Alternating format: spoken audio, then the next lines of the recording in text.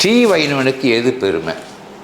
பணம் சம்பாதிக்கிறதா, குழந்தை குட்டிகள் பெற்றுக்கிறதா, வீர தீர செயல்கள் பணிபுரிகிறதா, அல்லது தர்மத்தை செய்வதா? எதில் அவருக்கு பெருமை இருக்குது? பெருமை என்பது அவனுக்கு நான் ஸ்ரீவைஷ்ணவன், பாகவத தாசன், தாசோஸ்மி அப்படின்னு இருக்கிறது தான் அவனுக்கு.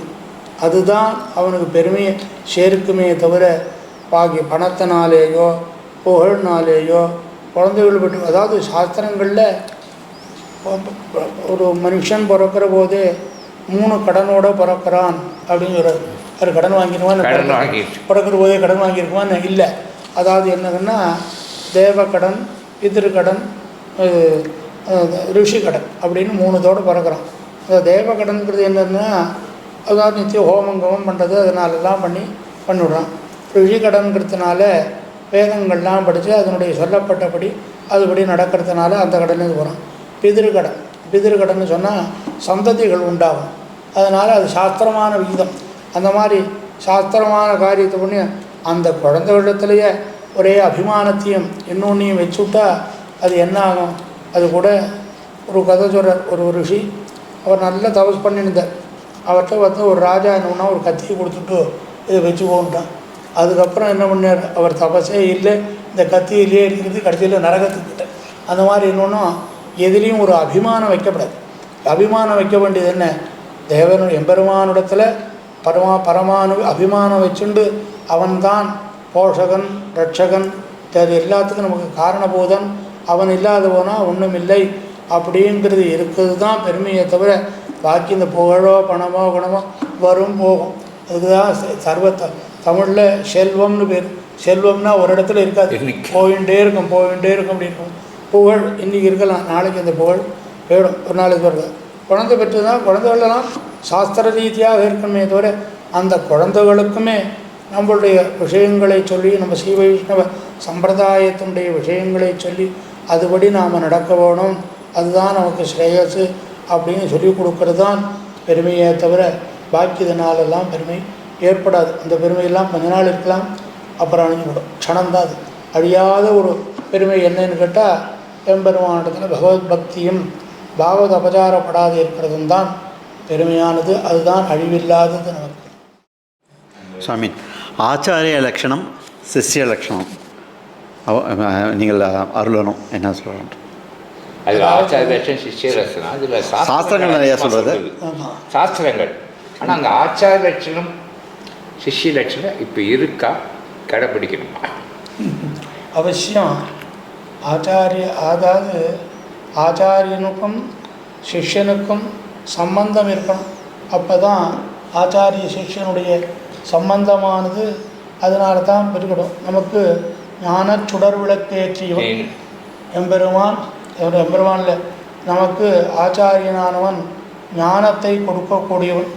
அதாவது தாயார் பிறப்பை கொடுக்குறார், தந்தை வித்தியை படிக்கிறதுக்கு சொல்லிக் கொடுக்குறான், குரு தான் ஞானக்கண்ணை திறந்து விடக்கூடியவன் ஆச்சாரியன்தான். ஆச்சினோதி சாஸ்திரார்த்தான்னு, அதாவது இவன் என்ன பண்ணணும், சாஸ்திரங்களில் இருக்கக்கூடிய தர்மங்கள் என்ன, ஆச்சாரிய லட்சணம் என்ன, அதுக்கு எப்படி இருக்கணும் அப்படின்னு இவன் தெரிஞ்சுண்டு அப்புறம் தான் சிஷ்யனுக்கு உபதேசம் பண்ணணும். முதலிய நான் எடுத்த உடனே ஆச்சாரியன் அப்படின்னு சொல்லிவிட்டான்னா அது உடைய இல்லை. அதாவது சாதாரண பாடங்கள் சொல்கிறதுக்கே சொல்கிறது, பூர்வாவலோகனம் பண்ணாத சிஷ்யனும் பாத்தியாரும் பஷாத் அவலோகனம் பண்ணாத சிஷ்யனும் உருப்பிட மாட்டாங்க. அதாவது பூர்வாவலோகனம், இப்போ இன்றைக்கி ஒரு இதை உதாரணமாக சொல்கிறேன். இப்போவே இன்றைக்கி ஸ்ரீகவி இது பேட்டி எடுக்கணும் இருந்தால் அதுக்கு தெரிஞ்ச விஷயம் என்ன, அவன் என்ன கேட்க போகிறார், அதுக்கு தகுந்த மாதிரி நாம் பார்த்து வச்சுக்கணும். அப்படிங்கிற நான் பார்த்து வச்சுக்கணும். பார்த்து வச்சுட்டதுக்கப்புறம் நான் சொன்னதுக்கப்புறம் இவர் என்ன சொன்னார், இது என்ன எப்படி டெவலப் பண்ணலாம், என்ன பண்ணவோ இல்லை, அந்த மாதிரி பூர்வாவலோகனம் பண்ணி தான் சொல்லணும். அது மாதிரி சிஷ்யன் பஷாதோரணும். சிஷ்யன் என்ன பண்ணணும்னு சொன்னால் ஆச்சாரியனுடைய எந்த வார்த்தையும் மீறி நடக்கவே கூடாது. மீறி ஒரு நாள் கூட நடக்கக்கூடாது. அதுக்கு உதாரணம் காலவர்னு ஒருத்தர், அவர் குருகுலத்துக்கு அத்தியனம் பண்ண போனார். அப்போ அவர் என்ன பண்ணார், ஒரு 40 மாட்டை கொடுத்து 400 மாடாக பண்ணிட்டு வா அப்படின்ட்டு. பண்ணினார். அப்போ வந்து அந்த மாடு ஒன்றும் உனக்கு இந்த மாதிரி விஷயம் உபதேசம் பண்ணேன்னா வேண்டாம் ஆச்சாரியம் கோபம் அப்படின்னா திருப்பி வந்து சொன்னால் அது மாதிரி சொன்னால் அது புராணத்தை போகிறது. அது மாதிரி என்னென்னு கேட்டால் ஆச்சாரியனிடத்திலிருந்து சிஷ்யனானவன் வினயமாகவும் குரு சுஷ்ரூஷையா வித்யா புஷ்கலேன தனேனச்ச அதவா வித்யா வித்யா அப்படின்றது. அதாவது ஆச்சாரியனுக்கு சுஷ்ரூஷ பண்ணணும். குரு சுஷ்ரூஷையா வித்யா. அந்த நாட்டில் குருகுலங்கள்னு உண்டு. அந்த குருகுலங்களில் என்ன பண்ணுவோன்னா வாத்தியார் என்ன சொல்கிறாரோ அதை செய்வோம். இதோட ஒரு கதை பிரச்சனை இது உபநிஷத்தில். ஒரு சிஷ்யன் வாத்தியாரத்தில் இருந்திருந்தான். அவன் நித்தியம் என்ன பண்ணுவார், ஒரு மாடு மேய்கி அது ஒன்று இதை ஒன்று இதை ஒன்று எல்லாம் பண்ணுவார். பண்ணிட்டுப்பான், எல்லாம் பண்ணிட்டுப்பான். ஒரு நாளாவது அவனுக்கு வந்து உட்காந்து வச்சு அவனை பாடம் சொல்ல மாட்டார். பாக்கி பேருக்கெல்லாம் பாடம் சொல்லிட்டு போய் அவெல்லாம் கேட்டுருப்பான் போவோம். ஒரு நாள் இவன் என்ன பண்ணால் என்னடா வாத்தியார் நான் ஒன்றுமே சொல்லலையே அப்படின்னு நினச்சிருந்தான். வாத்தியார் சொன்னான், அண்ணா எனக்கு ஒன்றுமே சொல்லலையே நீங்கள் என்ன ஒன்றுண்ணா. அப்படியா சொல்லுவேன், அது என்ன தெரிஞ்சு போகிறேன்னு சதஸ்லோகேன பண்டிதா அப்படின்னு சொன்னேன். அண்ணா அது ஒன்றா அவனுக்கு விபரீதமான அர்த்தங்களாக விபரீதமான காரியங்கள் போச்சு. அது மாதிரி என்னென்னு கேட்டால் அப்பவும் அவராக உத்தரவு பண்ணி நமக்கு பாடம் சொல்லணுமே தவிர நீங்கள் ஏன் பாடம் சொல்லலை ஏன் பண்ணலை அப்படின்லாம் கேட்கக்கூடாது. என்றைக்கே அவர் சொல்கிறாரோ எப்போ சொல்கிறாரோ உனக்கு எல்லாம் வந்துடுத்து நீ போகணுன்னு சொன்னால் போடும். எல்லாம் வந்துடுத்து உனக்கு எல்லாம் வித்தையெல்லாம் ஒன்றுமே இது இல்லை அப்படின்னு சொன்னால் வந்துடும். அந்த மாதிரி இவர் என்ன பண்ணோன்னா ஆச்சாரியன் சாஸ்திரங்களெல்லாம் நன்னா விசாரம் பண்ணி அதுபடி தான் நடக்கணும். முதல்ல தான் நடந்தால் தான் அடுத்தவனுக்கு நாம் உபதேசம் பண்ணலாம். ஊருக்கு உபதேசம் பண்ணுறதா இருக்கக்கூடாது. அதாவது சாதாரணமாக சொல்கிற வழி உண்டு. ஒருத்தர் உபதேசம் பண்ணியிருந்தார், நிறையா ராமாயணம் உபதேசம் பண்ணினார். ராமனையும் பற்றியும் ராவணனையும் பற்றியும் நன்னா சொல்லியிருந்தார். ஒருத்தன் கேட்டான், அவர் சுவாமி ஒரு சந்தேகம்னா சொல்லி பார்ப்பேன், ராமராட்சதனா ராவணன் ராட்சதனா அப்படின்னா. 2 பேரும் இல்லை, நான் தான் ராட்சசன். ஏன் அப்படி சொல்கிறேன் அப்படின்னா, ஆமாம் உனக்கு புரிய முடியுமா எப்போ நான் சொல்லலையோ அப்போ நான் பிரயோஜனம் இல்லையே எப்போ அது அதனால் நான் பிரயோஜனம் இல்லைன்னு. அந்த மாதிரி பிரயோஜனம் சிஷ்யனுக்கு புரிய முடியுமாக அவன் எப்படி புரிந்து கொள்ளுவனோ அதுக்கு தகுந்த மாதிரி பாடம் சொல்லி அந்த சிஷ்யனை பரிவாரம் சிஷ்யாதிச்சேது பராஜயம். நம்மளுடைய சிஷ்யன் பிரசித்தமாக இருக்கான் அப்படின்னு சொன்னால் அதுதான் நமக்கு பெருமை. அந்த மாதிரி ஆச்சாரியனானவன் முதல்ல சாஸ்திரார்த்தங்களை அனுஷ்டிச்சு தெரிஞ்சுண்டு அதில் சொல்லப்பட்ட தர்மங்களை தாம் விடாது அனுஷ்டித்து அதுக்கு பிறகு சிஷ்யாளுக்கு அதை உபதேசம் பண்ணி அதுபடி அவனை நடக்க வைக்கிறது தான் ஆச்சாரிய சொல்லி சாஸ்திரங்களில் சொல்லப்பட்டது தான். இதை நாம் நம்மளுடைய படங்களில் இப்போ காலத்தினுடைய கோலங்கள்னால முன்ன பின்ன இருக்கும். முன்னெல்லாம் மடத்தில் என்னென்னு கேட்டால் கார்த்தால 8:30 மணி ஆச்சுன்னா காலக்ஷேபம் தான். இன்றைக்கி பற்றி இது மாதிரி உலோக அதாவது வேதாந்த விஷயம் உலக விஷயங்கள் இது மாதிரி எல்லாத்தையும் சொல்லிக் கொடுக்குறது தான் மரதக்காலம். இப்போவும் அதை நாம் பண்ணிட்டுருக்கோம். அது மாதிரி என்ன பண்ணிருக்கோம், இப்படி இருக்கணும். அது பண்ணினா தான் இந்த வித்தையான அதாவது பாக்கி வித்தைகளுக்கெல்லாம் சாதாரண அதுக்கு அடுத்ததெல்லாம் விட்டுவிடலாம். இந்த பிரம்ம வித்தைன்னு பேர். பிரம்ம வித்தைன்னு சொன்னால் வேதம். இது வந்து வேதத்தில் வேதம்னு சொன்னாலே அறிகிறது என்ன ஒரு விஷயத்தை நாம் தெரிஞ்சு கொள்ளக்கூடியது அப்படின்னு சொல்லக்கூடியது இந்த வேதம்ங்கிறது. அந்த வேதத்தினுடைய அர்த்தம் சொல்லணும்னு சொன்னால் அதுக்கு தகுந்த மாதிரி தெரிஞ்சிருந்தால் தான் ஆச்சாரமாகவும் இருந்து இது ஒன்று நாம் இப்போவும் சொல்கிற வழக்கம் எல்லாத்தையுமே ஆச்சாரஹீனம் நமுனந்தி வேதாக. ஆச்சாரம் இல்லாது போனால் வேதம் நம்மை சுத்தம் பண்ணாது. நம்ம ஆச்சார பிரபவோ தர்மா பிரதமோ தர்மா அப்படின்னு சொல்கிறது அது மாதிரி இருந்தது. அதை நாம் வச்சு ரொம்ப நாளாக சொல்லிகிட்டு இருக்கோம். வருது வராது ஏதாவது கொஞ்சம் நடுப்புற போப்போம் மலினமாக போகிறது திருப்பி பிரகாசமாக வரும். அது மாதிரி பண்ணிவிடுங்க. அது பண்ணிவிடும்.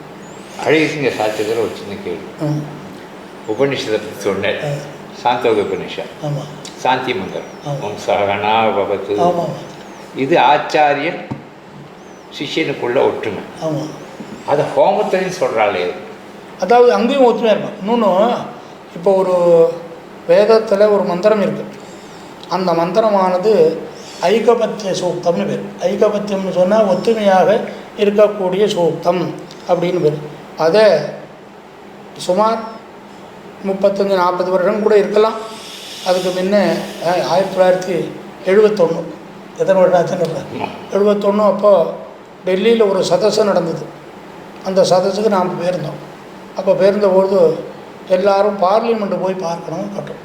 அப்போது லால் பகதூர் சாஸ்திரி பீரியடோ இந்திரா காந்தி பீரியடோ தெரியல. அப்போ போன உடனே அப்போ என்ன அங்கே அந்த இதில் சொல்கிற வழக்கம்னு கேட்டால், இந்த ஐகபத்திய சூக்தத்தை சொல்லி தான் இது ஆரம்பிக்கிறது, பார்லிமெண்ட் ஆரம்பம்.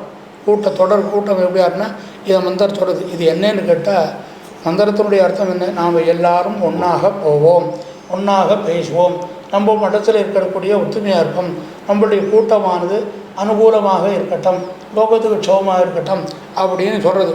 அதனால தான் இதுக்கு அந்த சாந்தோக உபநிடத்தில் அந்த மாதிரி சகனா போகுது. நாம் எல்லோரும் ஒன்றா போவோம், ஒன்றா பண்ணுவோம், எல்லாம் நல்லா இருக்கும். எனக்கு மட்டும் எனக்கு மட்டும் இல்லை, உலகமே நல்லா இருக்கும். அதுதான் நம்முடைய ஹிந்துவனுடைய தர்மங்களே என்னன்னு கேட்டால், உலக சுபிக்ஷத்துக்கு தான் பண்ணியிருக்கே தவிர பாக்கியெல்லாம் சொல்கிற போது நம்ம அது தெரியல, அதில் சொல்லான்னு கூட இந்த மாதிரி உலகம் சேமமாக இருக்கக்கூடியணும் அப்படின்னு நினைக்கிறது ஹிந்து மதம் ஒன்று தான், வேறு எதுலையும் சொல்ல முடியாது.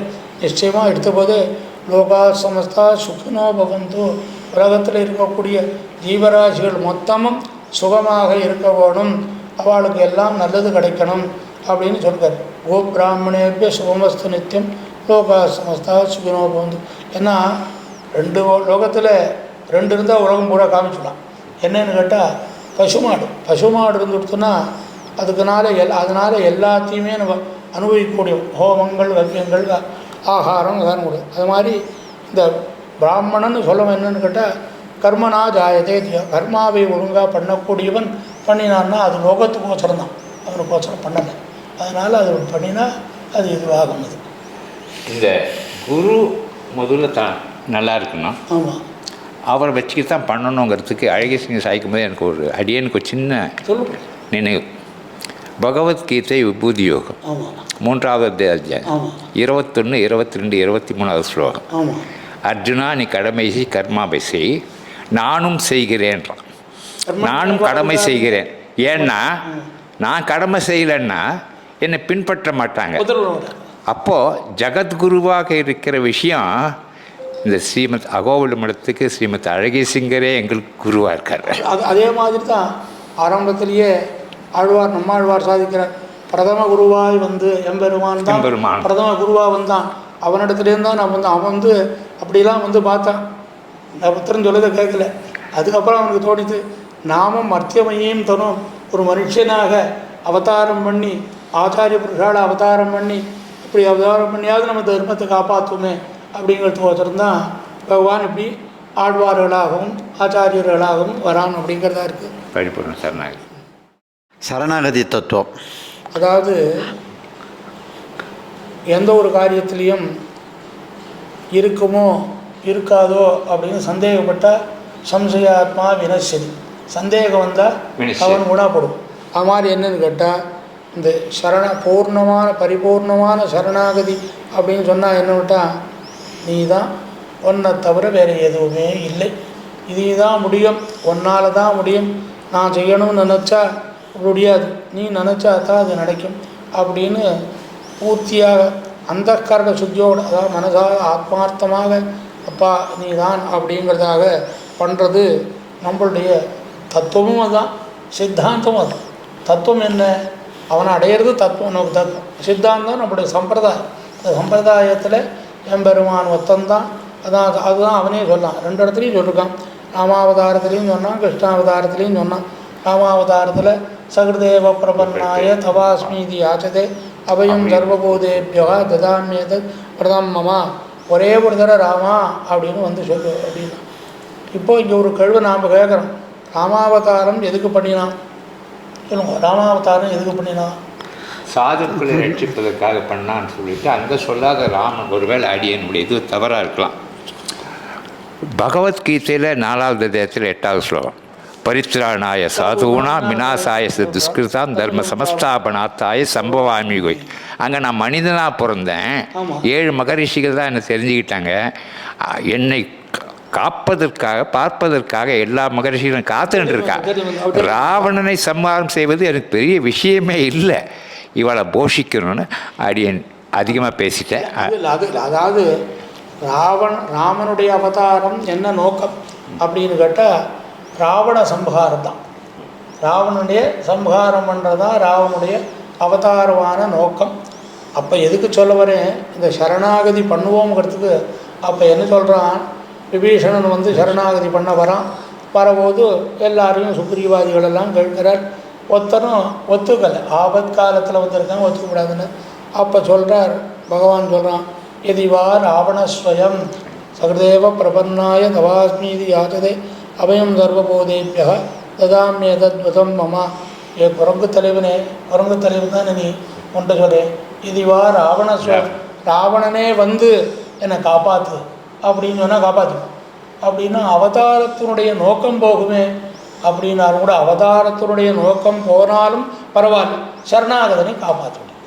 அதுதான் சரணாகதி தத்துவம். அப்படிங்கிறது என்னென்னா, யாராக இருந்தாலும் எப்பேற்பட்டவனாக தான். அது காகா சொன்னது முன்னாடியா, விராட்டியின் இடத்துல அவதாரப்பட்டான், அவனுக்கு ரட்சிக்கலையா, அந்த மாதிரி ரட்சத்துக்கு அதனால் அந்த ரட்சணம், அதாவது காப்பாற்றது சரணாகதி.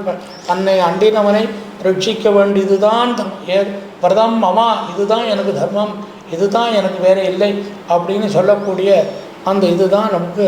அதே மாதிரி அதில் என்ன பண்ணால், அவன் நான் மனுஷனாக இருக்கிறதுனால அப்படி சர்வதேவ பிரபன்னாயன்னு சொல்கிறான்.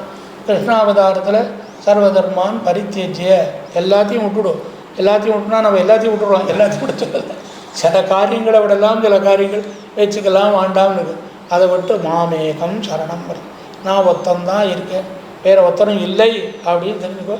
அகந்த்வா சர்வ பாபேபியாக, உன்னுடைய எல்லா பாபங்கள்லேருந்தும் விட்டு மோட்சயிஷ்யாமி அப்படின்னு சொல்லி நிறுத்திவிடலாம். மாசுஜக, கவலைப்படாது, நிச்சயம் நான் ரட்சிப்பேன் அப்படின்னு சொல்லியிருக்கான். அதுதான் நம்மளுடைய சரணாகதிங்கிற தத்துவம். அதுதான் நமக்கு சித்தாந்தமாக ஆகுது. முதல் கேள்விக்கும் இந்த கேள்வி ரெண்டு வினயம் கேட்டிருந்தோம். இப்போ இந்த பரிபூர்ண சரணாகதின்ற தத்துவம் சித்தாந்தம் ரெண்டு தான். அப்போ ஆச்சாரிய லட்சணம் சிஷ்ய லட்சணம், இந்த இடத்துல சரணாகதிக்கு எங்களை ஒரு சிஷ்யனா எங்களோட லட்சணம் என்ன? சிஷ்ய அப்படி நீ போய் பிரார்த்திக்கணும். நாம் போய் ஆச்சாரியத்தில் இந்த மாதிரி நான் வந்திருக்கேன், என்னை சிக்ஷிச்சு எம்பெருமானிடத்தில் தேர்வு முடியும்னு வழியை காட்ட வேணும். அப்படி சிஷ்யஸ்துவம் சாதிமாம் பிரபன்னம், நான் இடத்துல வந்து சேர்த்துருக்கேன், சேவிச்சிருக்கேன், என்ன நீ ரட்சிக்க வேணும் அப்படின்னு அவன் சொன்னதுக்கப்புறம் அவனை பரீட்சைகளெல்லாம் பண்ணி அதுக்கப்புறம் இதுக்கு அவன் தகுந்தவனா அப்படின்னு பண்ணி அவனை தகுந்தவனாக இல்லாதவனால் தகுந்தவனாக பண்ணி நம்ம ஒரு சரணாகதி பண்ணிக்கிறோம். அதனால தான் அது பரிபூர்ணமான சரணாகதி. இந்த ஆத்மா ஜீவாத்மா இது ரெண்டும், இது பரமாத்மா. ரொம்ப பேர் இந்த ஆத்மா இந்த சட்டையை கட்டுவது போல் மற்ற இடத்தில் பிறக்கிறது. அப்படி பிறக்கின்ற உயிர் இருக்கிறது என்றபோது எதுக்காக இந்த சாத்தம் பிதுர்கடன்னா? அதாவது என்னன்னு கேட்டால், ஒரு ஜீவன் ஜெனிக்கிற போது அவனுடைய மின்னுடைய ஜென்மாந்தரத்தினுடைய வாசனைகள் வருது. அந்த வாசனைகள்னால இவனுக்கு சில அனுபவங்கள்லாம் வருது. சில இடத்துல பிறக்க வேண்டிய நிர்பந்தம் வருது.